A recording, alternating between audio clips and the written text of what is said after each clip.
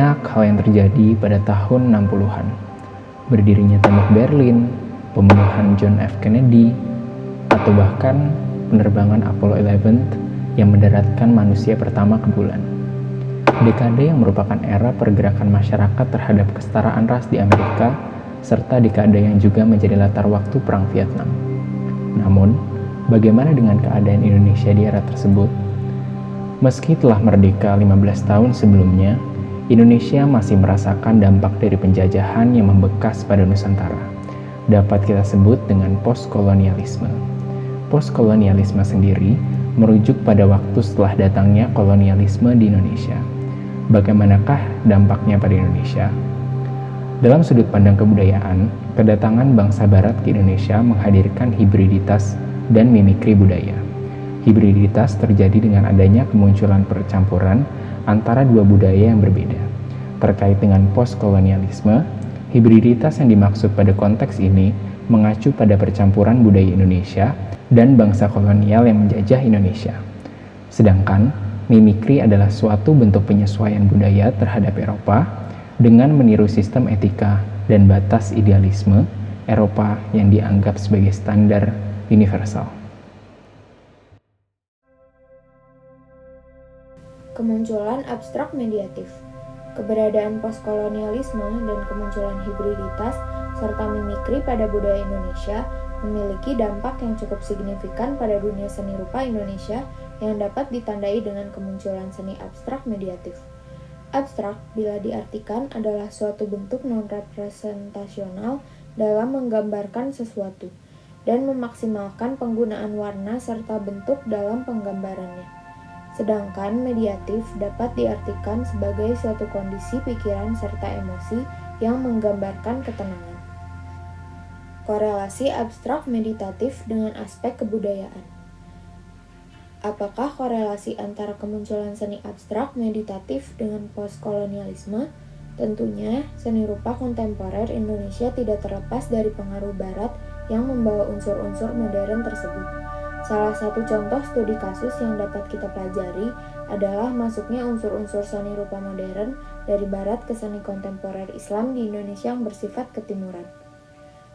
Pelaburan dua budaya merupakan salah satu bentuk hibriditas menunjukkan dua perspektif kebudayaan di mana budaya adalah sesuatu yang tidak dapat berubah. Namun, budaya juga dapat berpindah posisi sesuai fluktuasi identitasnya. Maka dari itu, dapat disimpulkan bahwa tidak ada budaya yang bersifat otentik sepenuhnya.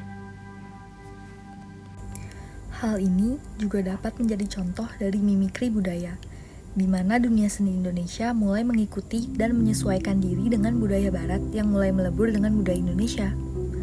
Dalam hal ini, kesenian Indonesia mulai mengikuti standar dari Eropa yang dianggap sebagai batas idealisme.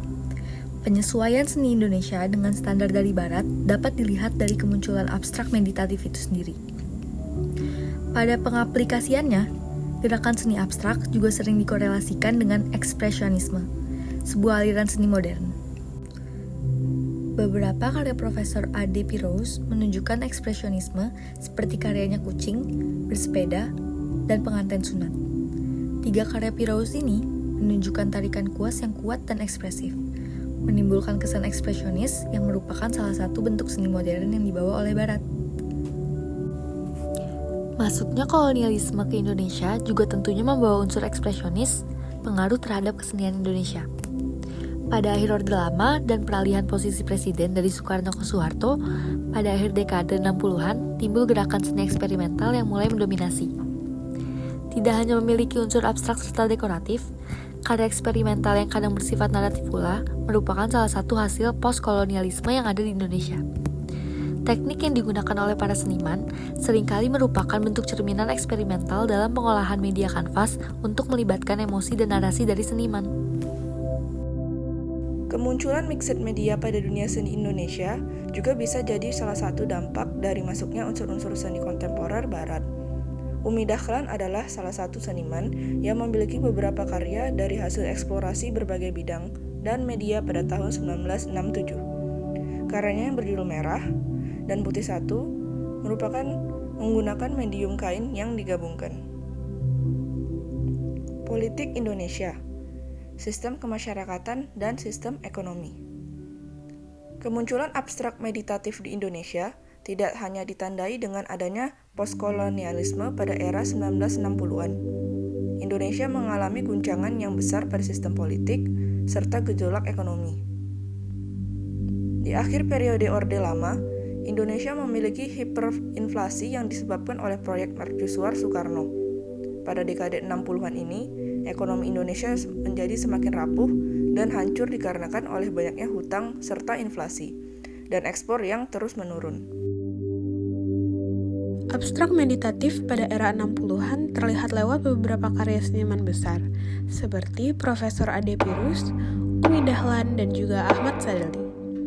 Bila diamati, ada salah satu contoh repetisi yang sangat terlihat dalam beberapa karya abstrak meditatif yang berlandaskan pada Islam, yaitu bentuk segitiga yang sering kali diinterpretasikan sebagai gunung. Beberapa contoh karya yang menggunakan bentuk segitiga ini adalah karya milik Ahmad Sadali. Salah satu di antaranya adalah gunungan pertama yang dibuat pada tahun 1969 dan juga gunungan hitam putih yang dibuat pada tahun 1960. Dalam spiritualitas, gunung seringkali diartikan sebagai sebuah simbol yang penting. Bentuk segitiga yang menjulang ke atas mengartikan sebuah ketinggian spiritual dan posisi yang lebih dekat kepada kekuatan yang besar atau Tuhan.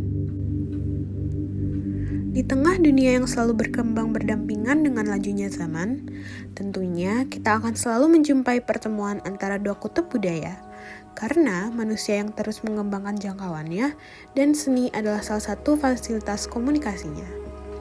Abstrak meditatif yang membawa pandangan baru pada seni rupa Indonesia telah menunjukkan bahwa hal baru akan terus berdatangan pada kita.